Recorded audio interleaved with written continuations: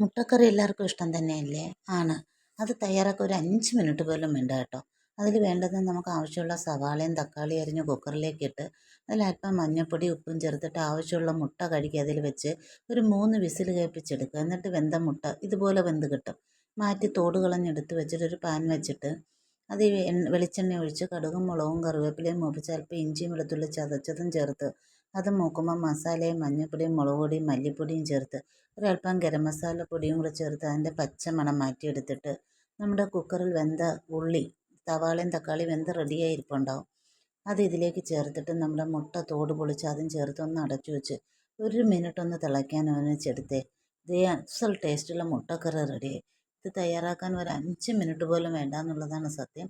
അതും അതീവ ടേസ്റ്റിൽ നമുക്ക് തയ്യാറാക്കിയെടുക്കാം. പെട്ടെന്ന് തയ്യാറാക്കാൻ പറ്റിയ വളരെ ഈസിയായ റെസിപ്പിയാണ് ഈ മുട്ടക്കറി. ഒന്ന് ട്രൈ ചെയ്ത് നോക്കണേ എല്ലാവരും. വീഡിയോ ഇഷ്ടമായെങ്കിൽ ലൈക്ക് ചെയ്യാൻ ആരും മറക്കരുതേ.